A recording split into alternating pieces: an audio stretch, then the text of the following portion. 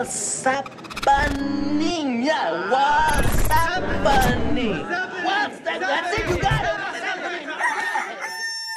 What's happening? What is up, everybody? Welcome back to another episode of What's Happening here on the BurnDown YouTube channel. My name is Dane Thompson, and if this is your first time here, thank you for watching. And if you are returning, whatever, welcome back. Without further ado, let's jump right into this week's breakdown.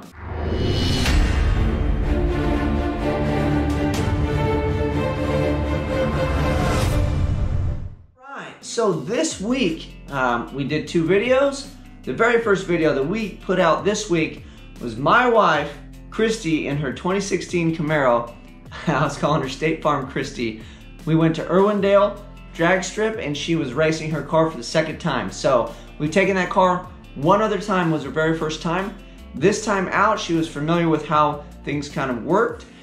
She didn't have me as a crutch this time because I was with our son in the stands biting nails, but I wasn't having a heart attack. I was doing much better this time around, and so was she. She clicked off, I think, the fastest pass that the car has done to date with her driving, and she had not one, but two grudge races. Technically, it was one real grudge race because the opposite driver, our buddy Tim, actually knew that they were racing. Take that,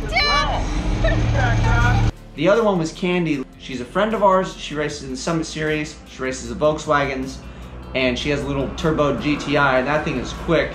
But yeah, they lined up, and she was obviously doing test to tune, and my wife is out to race. So we just called it two grudge races, but technically she did have one legit grudge race that she pulled off by the slimmest margin of victory possible. If you ask her, she owned that thing, she won. It's like 300ths of a second or something. I don't even think you can blink your eye in the amount of time that she won by. But she did win. Winning is winning, and she was very excited and happy about it. I hope you guys watch that. If you didn't, go check it out. It is a good time, and sit your girlfriend or your wife down and say, hey, I got this video, check this out. And it's pretty much her racing. I'm not really racing, I'm just commentary and covering it. But you get to watch a racing video, huh? And two, she's in to see if there's other women out there doing it, especially women that don't really know what's going on, because there are some women in the sport of drag racing that are fast as all get out, but there's a lot of women, I think, that are intimidated because they think it's a real male-dominated sport. And it seems like there's more and more females doing it, honestly. So sit your wife, sit your girlfriend down, have her watch it, get her motivated, and then when she gets all into it, it'll give you more money and time to go spend on your project car and that car on jack stand. You'll go finish that thing, and then you can come out and do smoky burnouts with me. Hell, you can race me. That would be fun. So go do that. So that brings us to video number 2 for this week, which was the third installment of the Powerglide Build series.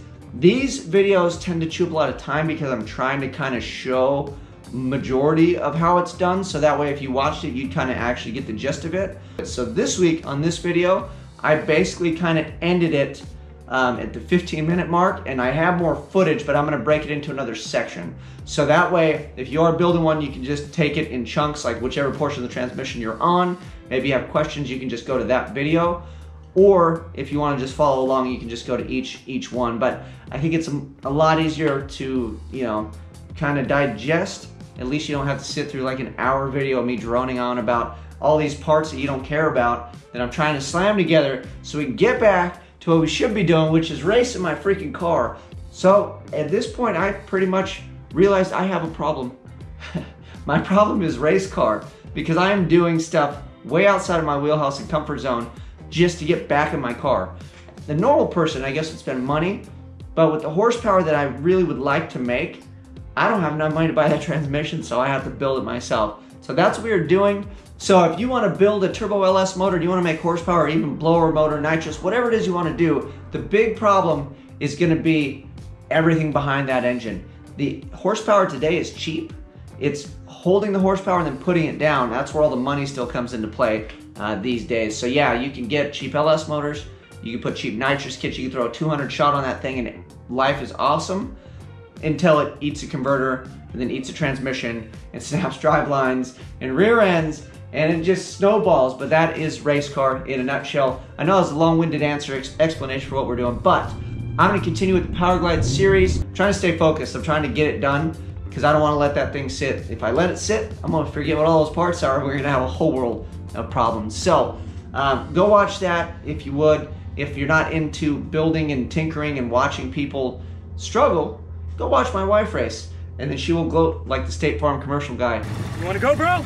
And she has a good time. But it's all in good fun, by the way, too. I mean, if anybody watches that, we are having a good time. And she is friends with my buddy Tim on there, so she's kind of roused him and giving him a hard time. But it's all in good fun. That's what it's all about, is smiling, getting to the track, hanging with your friends and family, and doing it. So now that we've gotten the 2 videos, I recapped a little bit. If you have any questions on the videos, on the car, any of that stuff, let me know in the comments section. Let's skip to the next portion of what's happening, and that is news.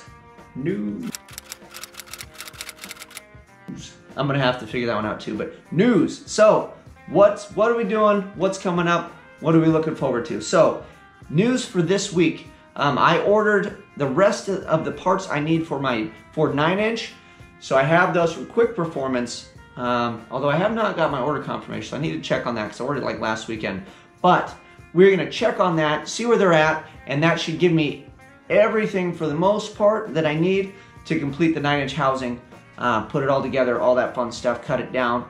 And aside from brackets and mounting it in the car, which will be separate anyway, but I could set it up, weld it, and all that fun stuff. Although, I think I may buy a truss. Any of you Ford 9-inch guys, do I really need that truss portion on there? Because they're not terribly expensive, and I probably should have ordered one. But I'm going to weld that piece, I guess, for flexing. I don't know. Power level-wise, I'm at pretty much 6 at the wheels right now. We're pretty much done growing in the horsepower portion of the vehicle until I can start putting all of that down, because if I can't put it down, it doesn't matter if I make 20,000 horsepower from here on out. So we're at it was like 590, 588 at the tire. I can turn it up this much more, so let's just call it 600 at the tire. So until I can put that down, there's really no point to try to make more horsepower than what we got. So that's what I'm trying to do. We're trying to put it down. Gonna use the 9-inch trans brake and the Powerglide, all that fun stuff. The other big news I got, bam, is this guy right here, baby. This is the t-shirt I was talking about on Instagram. A while back, I got on my itty bitty soapbox on Instagram because I read some posts that a guy had written about like hot rodding and where all the guys are using their brains instead of their wallet. And I was like, hey dude, I'm right here. Me and probably everybody that follows me. I've got a couple thousand people on board at this point. And if you like me, you're probably doing the stuff that I do, and that's why you watch what I'm doing. So that means we're all kind of in the same boat. And this guy's like, where is everybody? So obviously, I was trying to make a bit of a statement. I said, if I ever make a shirt, the first shirt I'm making is gonna say, hot rodding is not dead, and it has my YouTube logo on it. And then for good measure, we went ahead and put Uncle Gus on the shoulder. No, I like it. It says, hot rodding is not dead, and that's a fact. So, on to more exciting news. As of today, we cracked 2,000 subscribers here on YouTube. I'm very excited. And I'm very proud of that fact that we've gotten this far, and it's basically all organic. I will tell you what, you guys are all awesome. Everybody that subscribes here, everybody that subscribes on Instagram, and I've heard multiple times on multiple occasions of people promoting my channel, and it's actually gotten back to me, which is very, very cool. That means you guys are talking about it, and that is word of mouth. And I think honestly, at the end of the day, that is bigger and better than any sort of advertising that I could pay for, or forums that I could try to push and go fishing and basically spam stuff. If you guys are pushing it and you're that into it that you're telling people, that means they're gonna take that and run with it a lot more so than me just pushing like an ad. With that being said though, I am gonna make a channel trailer. So for new subscribers, when you pull it up, I wanna make a trailer, and it is gonna be infomercial based. So I'm gonna do like a mix of an infomercial slash kind of stuff that I do, and I wanna make it really fun and maybe talk a little smack with it. But I'm looking forward to doing that, and when I shoot that, I'm gonna have my buddy Gerald help me out. Gerald is Gerald STI here on YouTube. I'll find a link to his actual channel or his Instagram. But he does videography and he shoots killer stuff. So that way we'll use his equipment, I'll use his know-how, we can set up shots, and I'd like to make that thing really fun. Yeah, we're gonna do a good job on that. So I'm still kind of working out the idea, but I want it infomercial based, and I want to solve the problem of this right here, is hot rodding, versus the guy that shows you the flashy car with the pretty girl in the car, and then they just buy stuff, or they go buy a brand new car and start making videos of like washing the wheels and stuff. Granted, that is all fun, and that is like right now stuff you can YouTube, and I get all of that, but I'm looking more for the roadkill fan base, the guys, the DIY guys, the do-it-yourself, the guys basically like me that are sitting at home that like and have a passion for older cars and just want to go out and either cruise it around, lower it, have fun, mess with it in some form or fashion, so that that car, it just exudes your personality and you're proud of the fact that you did something yourself. One more quick point on the t-shirts. So if you don't know by now, if you subscribe to my Instagram, I give away, I don't have one sitting here, but I give away Uncle Gus stickers that are about the same size as this guy for free. I print these myself with my own money. I spend my own postage, I handwrite the envelopes. I gotta find a better way to do this, but I send them out, and I just sent out a batch of 50, and I've done that several times, and then any live local events I'm at, I try to carry some with me, so I just pass them out. It's like, I don't have business cards, I got stickers, and I'd like to always try to keep that free. If I got to 1 million subscribers, if everybody wanted a sticker, I have no idea how I would cover it, but I'll tell you what, I will try my damnedest to always keep those things free. And I feel that, you know, the little guy or like a younger subscriber or somebody that spent all his money on race car parts and is literally eating top ramen, I could still send him a sticker and he can be a part of what we're doing. So I feel that it's very important for me to try to continue to do that. But with that being said, with the hats and shirts and apparel, I can't put shirts on everybody in America. I can't put shirts on 2,000 people. I can't put hats on everybody. So there's a certain point to where I just got to draw the line. I'm not producing these are print on demand. So what I'm gonna do, my contribution is I'm just gonna design a bunch of different shirts and things that I like, that I pretty much want myself, and then I will throw them all up on Shopify. If you guys want one, you can go over there, punch it in, get whatever you want, or if you don't order any of it, at least I'm not stuck with like 500 shirts that I'm trying to peddle and push to everybody. So I will offer a bunch of different designs. They will come in all the different sizes, and then we'll just go from there. I don't know if we're gonna offer new, like different colors or whatever. I have no idea. You guys can leave me all the input you want. As far as merch goes, I wasn't really planning on making merch, other than I really wanted this t-shirt because I think it really is pretty much, you know, like my credo. It's my credo. That's my credo. No regret. Hot rodding's not dead. But I don't know, maybe we'll make a Malibu shirt, maybe we'll do, definitely, I kind of do need a Twinnebago shirt. When that thing's all where it's gonna get to, if that even makes sense. When that thing's actually done and riding, that's cool. I don't know, maybe I will see if they offer the embroidered hats and I can get a sample of that, because then that way it just takes that off my plate. I just set it up at Shopify, and you guys can order till the freaking cows come home, and I don't have to really do anything for the most part, I hope. I don't think. Because like when I do hats now, I buy all these and then I sell them and send them out and mail them, and it's such a big pain. And I'm not making any money, if anybody's wondering, like, oh, you know, I'm not getting rich. I make a couple dollars per hat, and the only reason I put any money on top of it was because I have to go to the post office and it wastes my time. So if I gotta ship hats and take time out of my day, I gotta get something for doing that. But like the stickers, I do all that after hours. I'll put them in my own mailbox. If I have a big stack, I'll run those at a certain point, like usually the end of the week before the post office is closed. So that's really not a big deal, but I can't sit here and print shirts and box shirts and house all that stuff. I'm so busy just trying to create content and get my day job done and still have a family life that I'm willing to not even really make any money. I think I'll make a couple dollars per shirt. I'm gonna keep the price as low as I can. Just so you guys that want them, you can have them. I literally want to make these because it's stuff that I want. All right, so that leads us to questions from last week. So I got a couple questions here and comments that people left, so we'll just go over those really quick, and then we'll wrap this thing up and you guys get back to your afternoon or evening or whatever it is you're doing. Question numero uno goes to my friend Richard that drives the F-Bomb that I raced in Vegas. And he basically had a concern about the 6-liter with the twin turbos on the Twinnebago. And he was like, you should go with an 8.1 because the torque and then you can go with like an Allison transmission. And he's actually kind of being logical about the whole thing, as where I myself, we're just gonna throw logic and caution to the wind. And I'm gonna go with the 6 liter. I figure boost management will handle the boost.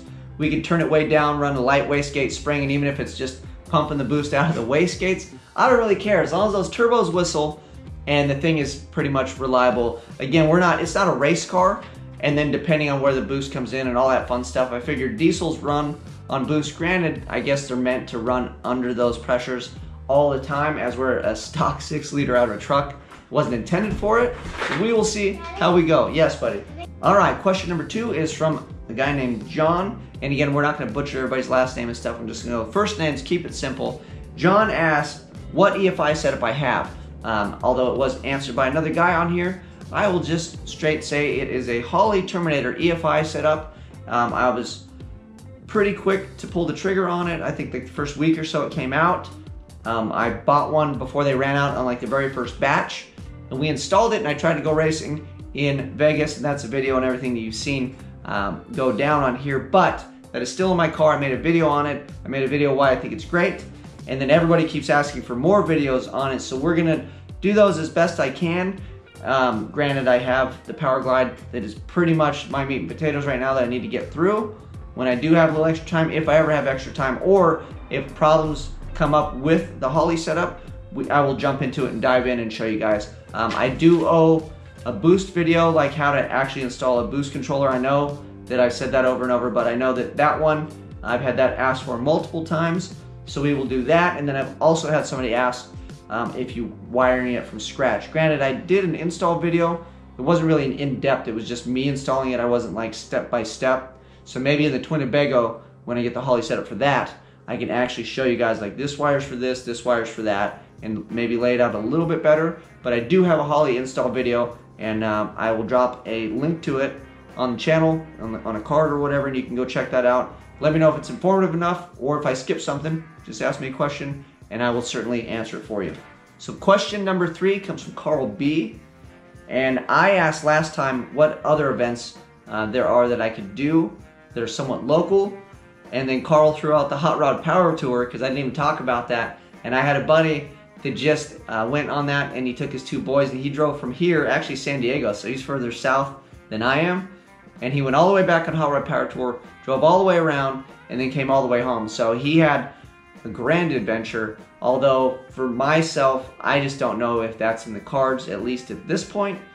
Even if the Twinnebago ran, because he was like, yeah, just load the Twinnebago, take the card, take it out there. The fuel alone on the Twinnebago would probably put me so far behind my bills, it wouldn't be funny. But I don't know. I don't know what the future holds. I mean, if we can do enough with the channel and grow things enough, and I get to the point to where I can make that happen somehow, even if it's shoestring budget to go on the Hot Rod Power Tour, I would definitely do it. I mean, I would drag the Malibu with the Twinnebago cross country in a heartbeat if it was somewhat viable, if I even remotely thought I could pull it off. And I know the family would go, so that's really not the issue. The issue is just getting the means to get all my stuff together to go and leave for like a whole week and then come back and then just get back to real life. I don't think I could pull that off, at least right now. Maybe in the next couple years. We'll find out, we'll see. I mean, hopefully things go well and get bigger and better, and you never know. But I would like to do it. I'd like to do Hot Rod Power Tour. I'd actually really like to take and have my father-in-law come along on that adventure, because he's about to retire, and he has a couple Corvettes that just sit in the garage all the time, and he's gonna wash the paint off those things, let's just put it that way. And it would be really neat if he drove the wheels off of it instead of washed the paint and the clear coat off of it, if you know what I mean. So that is a great idea. Thank you, Carl B. And maybe the next couple years, who knows? You never know, right? So this name I'm gonna butcher. This is the 4th question, and it's E-M-I-L. Emil? I don't know. I'm sorry. I just butchered it. Anyway, it said he suggested that I get a 12,000-pound winch for my trailer, which I don't know if you guys saw the episode, but I actually bought a brand new flatbed. I hooked it up a little bit, although I still need to get some better straps. I want straps with the hook that actually has the clasp, so they're a lot safer, because I just have kind of the janky ones with like the claw that just sits on there, and you're like, stuff could fall out if it got loose. So I need to upgrade the straps, and then it does need a winch. I gotta put the battery and all that on. I'll actually probably do a whole video on how I wire up that and do that if you guys would like to see. And even if you don't, probably gonna make it anyways. Let's not lie. But the 12,000 is just a beast, dude. That thing is, because I put one on a buddy's trailer and it is just like the size of a toddler. Like the 9,000 I thought was cool, but he said he's drug plenty cars up on the 12,000 when he thought he didn't need it. So there is that. Granted, I think that guy had, it was a Warren, 12,000 pound Warren, and he was able to drag the Twinnebago up on his trailer. So that was pretty impressed. The thing was struggling, but he got it done. So I'm thinking 5 would be the minimum size I would go, and I think 9 is probably where we're gonna settle. If there's a deal and it comes down between the 9 and the 12 and they're both sitting there, we'll probably just go bigger because I don't think you can really go wrong doing that. But I don't know, let me know what you guys think on the winch selection. You think like a 9,000 pound Harbor Freight's enough to do it? Or should we just step up, put the toddler on there, and call it a day? You guys let me know in the comment section what you think. And then the last comment, it says, Kyle, I'm not gonna say your last name because I'm gonna read the comment. It says, nice try, Dane. It's or sack, Dane. Get it right. So yeah, sorry for butchering your name, Kyle. I'm just messing with you, but yeah, or sack is how you pronounce Kyle's last name. Now I know. So for future comments, it's or sack, Dane. I hope you guys enjoyed this week's What's Happening. Hope it informed you a little bit. I hope you look forward to some of the stuff that is coming up. And if you do, you know what to do. There's that little bell. You just paw that thing like a kitten. I'm out of here.